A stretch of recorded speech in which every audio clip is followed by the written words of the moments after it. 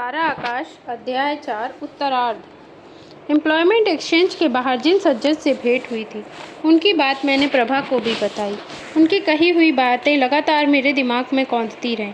मुझे उनके बात करने का ढंग, आत्मविश्वास भरा लहजा और क्षोभ सभी कुछ इतने अच्छे लगे थे कि मन ही मन अफसोस करने लगा था कि उससे जान पहचान क्यों नहीं करी। शायद इसलिए कि मेरे दर्द को उनके शब्दों का सहारा मिला था, लेकिन उससे फिर दोबारा इतनी जल्दी भेंट हो जाएगी यह उस समय नहीं सोचा था। यूँ आंखें उन्हें आते जाते खोज निकालने को बेचैन रहती ही थी।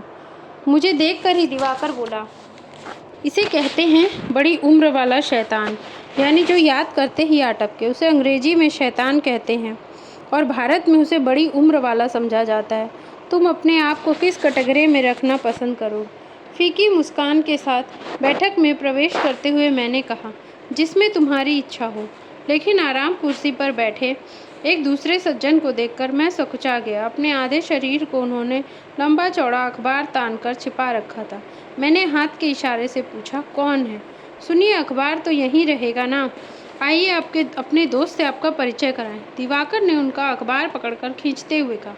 नए व्यक्ति के आने पर भी यूँ लीन होकर अखबार पढ़ते रहना मुझे उनकी असभ्यता लगी।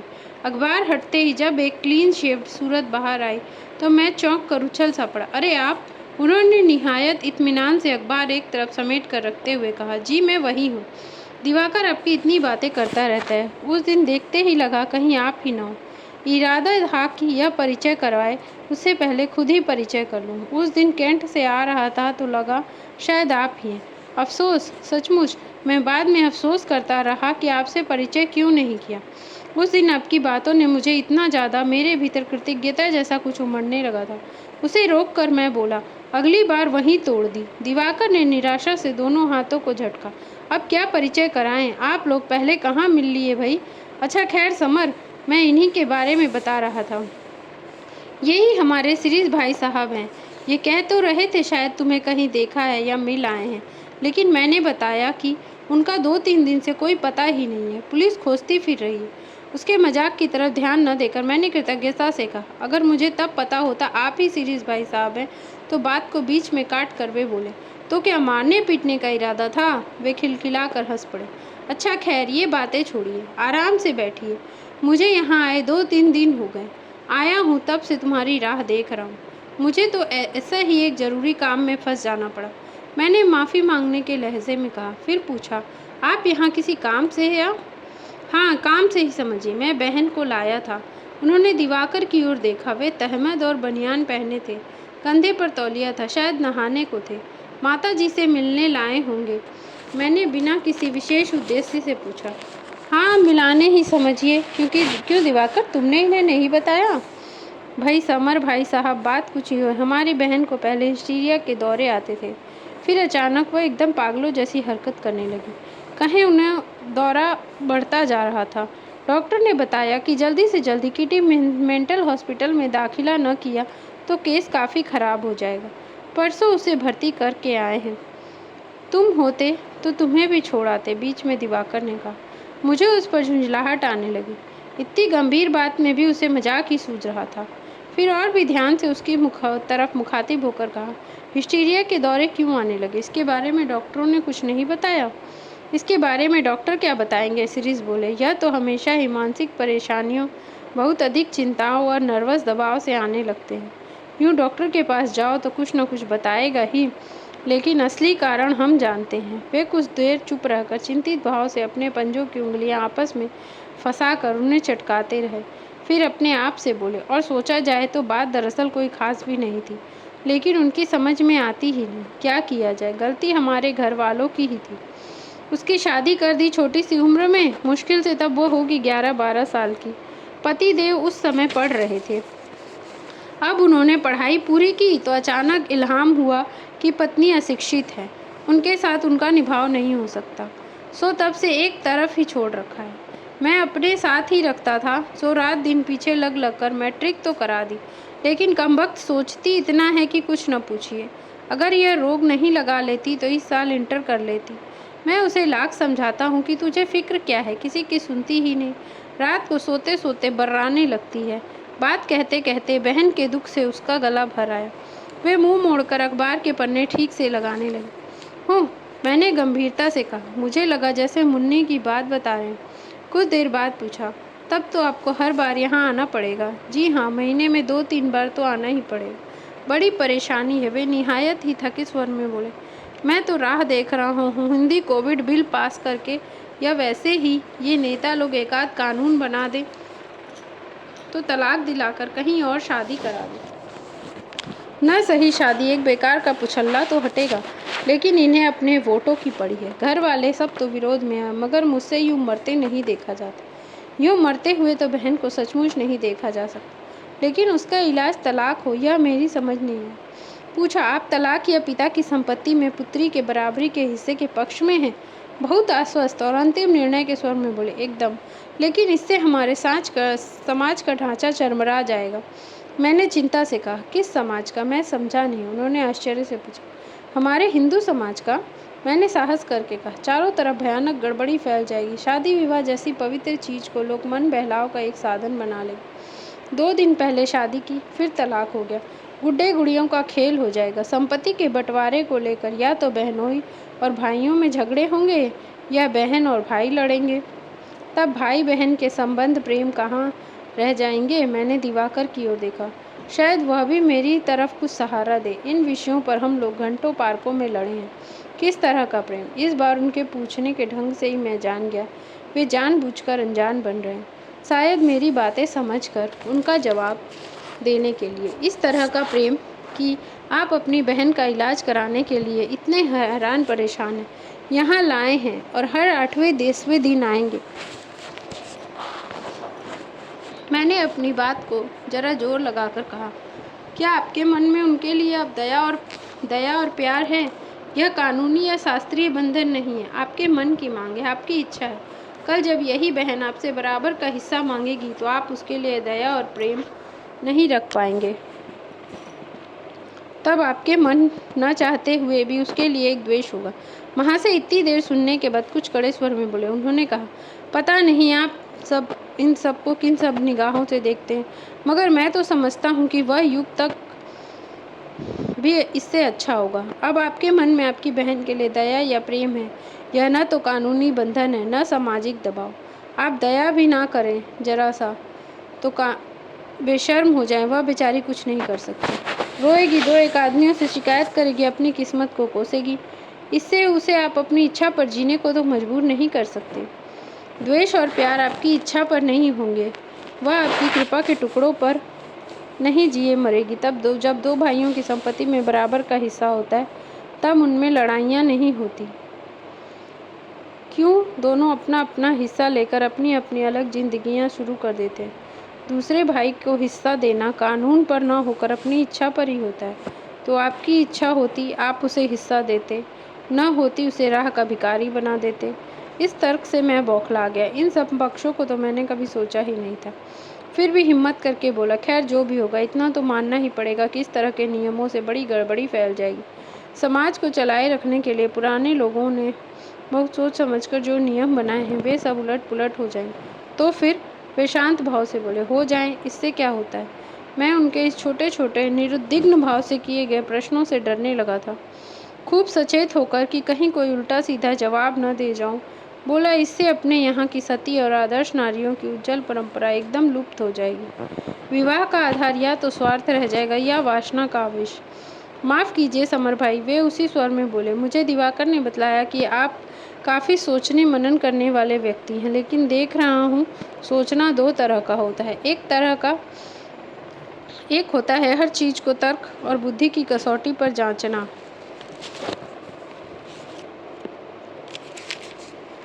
और दूसरा होता है भावनाओं के आदेश में घुटना।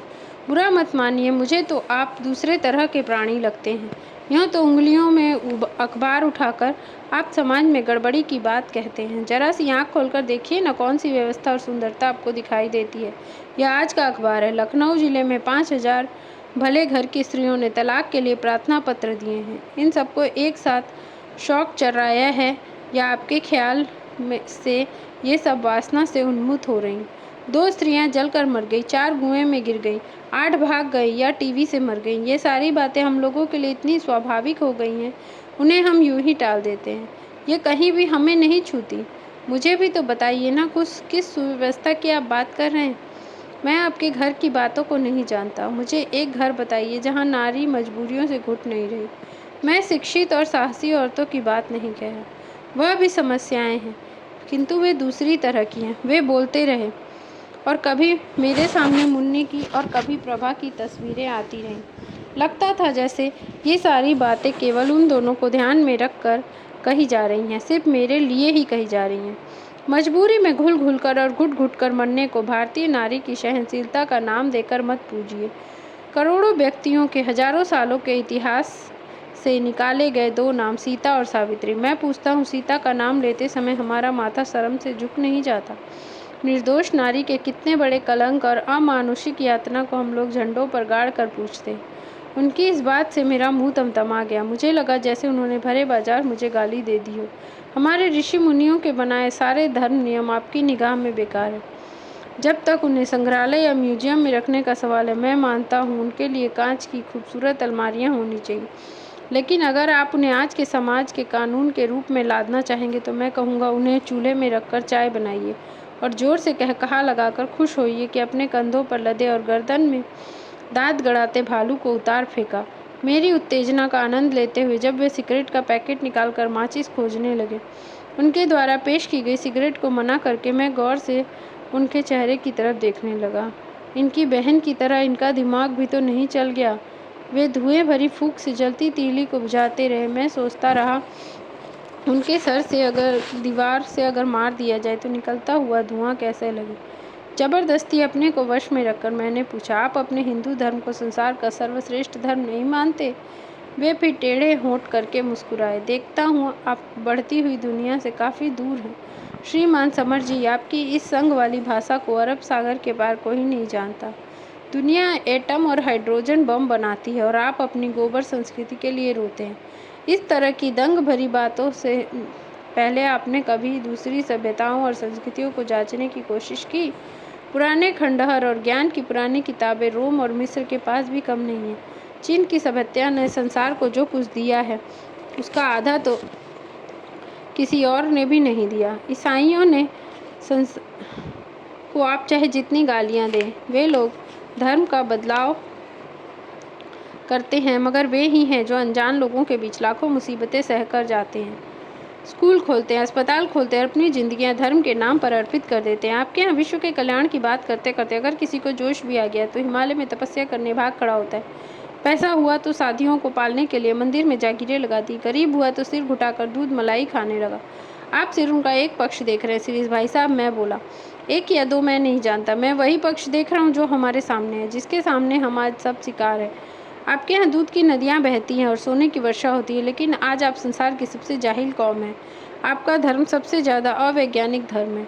आदमी की बुद्धि के सारे विकास को भूलकर जो धर्म अव्यवहारिक बातों को जीवन का लक्ष्य बताता है, संसार के सारे ज्ञान विज्ञान को वेदों में खोजता है, वह सचमुच दर्शनीय है। लखनऊ के इक्का चलाने वाले नवाबों का ध्यान आता है मुझे ये सारी बातें सुन सुनकर, और वे अपने पर ही जोर जोर से हंस पड़े। मैंने कोशिश करते हुए कहा, इन बाहरी चीज़ों पर अपनी को केंद्रित करना हमारा लक्ष्य नहीं। इसलिए हमने न दूसरे देशों पर हमले किए, न धर्म को संसार में फैलने के जिहाद बोले। हमारा लक्ष्य तो हमेशा ही आध्यात्मिक शांति और उन्नति रहा। और इस बार सिगरेट पीना बीच में छोड़कर वे हो करके हंस पड़े। बड़ा सुंदर शब्द जाल है अपनी लाचारी छिपाने का। इसे ही तो लोग गरीबी को पूजना कहते हैं। बाहर हमले न करने का कारण कोई दार्शनिक आधार हो या नहीं, बल्कि सच्चाई है कि आपके पास कोई ताकत नहीं थी, वरना आपस में लड़ने और एक दूसरे का राज्य हड़पने में आप कभी पीछे नहीं रहे। और जिन अशोक और कनिष्क के पास ताकत थी, उन्होंने बाहर वालों पर कृपा कर दी, ऐसा भी नहीं है। ऐसा बीच में ही अपनी बात तोड़ कर बोले, मैं न तो पुराने इतिहास की बात कर रहा हूँ, न हवाई बातें। मैं सीधी बात पूछता हूँ। अगर आप अपने देश के किसी भी आदमी को पकड़ कर पूछिए उनके मन में कितनी आध्यात्मिक शांति है। आध्यात्मिक सिद्धांत ट्रस्ट और चंदे के रुपयों में दूध मलाई उड़ाने वालों की होती है। मेरा मन बुलबुलाने लगा। ऐसा कौन सा सवाल पूछूं इस आदमी को कि यह कतरन सी जबान इसकी बंद हो जाए। अचानक मैंने ही पूछा, संसार की उत्पत्ति कैसे हुई? वे जोर जोर से हंसने लगे। आप तो पुराने ऋषि मुनियों की तरह शास्त्रार्थ करने लगे। संसार की उत्पत्ति बड़े सीधे ढंग से। ब्रह्मा ने सोचा मैं अकेला हूँ, मुझसे नहीं रहा जाता, अब मैं अनेक हो जाऊँ, और उसने अपने गुणों का प्रसार कर लिया। तब प्रकृति आ गई, या खुदा ने कून कहा और दुनिया हो गई। इसमें ऐसी क्या दिक्कत है? फिर नाक से धुआं निकालते हुए सिगरेट को खुले दरवाजे से बाहर फेंका और मुस्कुराए। समर जी, मैं नहीं कहता आज के वैज्ञानिक संसार की उत्पत्ति का जो रूप प्रारंभ करते हैं वही अंतिम सत्य है, लेकिन इन गपोड़ों से ज़्यादा सही नहीं लगता। फिर भाई, ज्ञान का कभी अंत होना है? जैसे जैसे हम और जानेंगे हमारी जानकारी बढ़ती जाएगी। फिर उठकर शरीर तोड़ते हुए कहा, हम लोग भी क्या हैं, मिलते ही दुनिया के भूत और भविष्य की चिंता ले बैठे। पहले और अब के उदाहरण में आपने कहीं यह तो नहीं सोच लिया कि मैं बहुत ही बातूनी आदमी हूँ? नहीं नहीं, आपने तो मुझे बहुत सोचने और जांचने का मसला दिया। मैंने झेप कर कहा, तब तो आप कच्चे हिंदू हैं। सच्चा हिंदू सोचता और जांचता कुछ नहीं, वह चाहे अध्यात्म ज्ञान का या रिश्वत या ब्लैक का रुपया सबको ग्रहण करना जानता है। खैर, मेरी कोई बात नहीं, अगर आपको कोई बात बुरी लगी है तो माफ़ कीजिएगा। बहस करते समय मुझे ध्यान नहीं रहा, जो भी ठीक समझता हूँ कह देता हूँ, यही तो होना चाहिए। मैंने कहा, मैंने आपसे बहुत सी चीज़ों पर बात पर ध्यान देना ज़रूरी समझा। ज़रूर ज़रूर, आपसे अक्सर ही भेंट हुआ करेगी। श्रीश बोले, कुछ बातें आपसे सीखूंगा, कुछ बात पर आप भी दोबारा सोचना पसंद करेंगे। मुझे क्या सीखना? मैं लजाकर संकुचित हो उठा। नीचे देखते हुए बोला, मुझे तो सभी बातें नहीं लगी, बहुत सी बातें मालूम हुई। नहीं नहीं, मैंने तो भाई किसी भी चीज़ को पूर्ण नहीं मानता। हर चीज़ विकास करती है, इसलिए पूर्ण ज्ञानी कोई नहीं होता। मैं तो उसे ही ज्ञानी कहता हूँ जिसमें जानने की इच्छा हो। जब तक यह इच्छा है तब तक वह ज्ञानी है। इसके बाद लाइब्रेरी की किताब और उसमें कोई अंतर नहीं। आपकी और दिवाकर की परीक्षा तो हो गई ना, अब आप क्या करने की सोच रहे हैं? बड़े भाई की आत्मीयता से बोले, अब यही समस्या है, आगे क्या किया जाए समझ में नहीं आ रहा। नए आदमी के सामने अपनी परेशानी रोना मुझे कभी अच्छा नहीं लगा।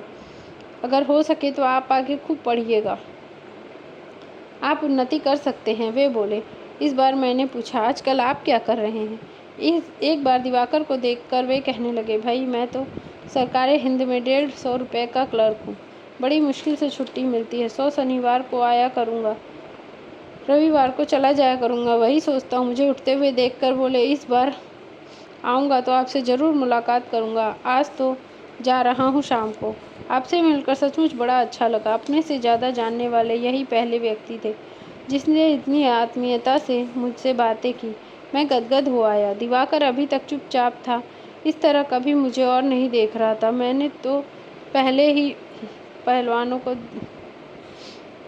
देख लिया है।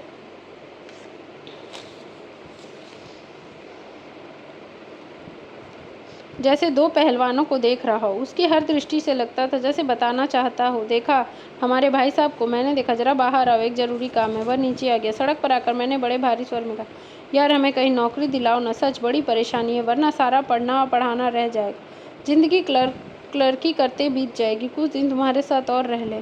मेरे स्वर के अनुनय से पता नहीं क्यों वह तपाक से बोला, अच्छा तुम्हें पहले क्यों नहीं बताया? मैं आज ही बाबूजी से कहूँ और एक आध जगह जिक्र करूँगा। हाँ यार, ज़रा ऐसा काम हो कि पढ़ने लिखने का भी थोड़ा समय मिल सके और अपना काम भी चलता रहे। बहुत सीरियसली तलाश करनी है। मैं कातर हो आया। अच्छी बात है, तुम चिंता मत करो। उसे विदा लेकर जब आया तो दिमाग में जैसे बहुत बड़ी मथानी चल रही थी। सीरीज के उत्तरों ने मुझे इतना बेचैन नहीं किया जितना इस बात ने कि कैसे आसानी से हर बात का जवाब उनके पास तैयार रहता था। सचमुच आज तो बहुत सी नई बातें जानी हैं।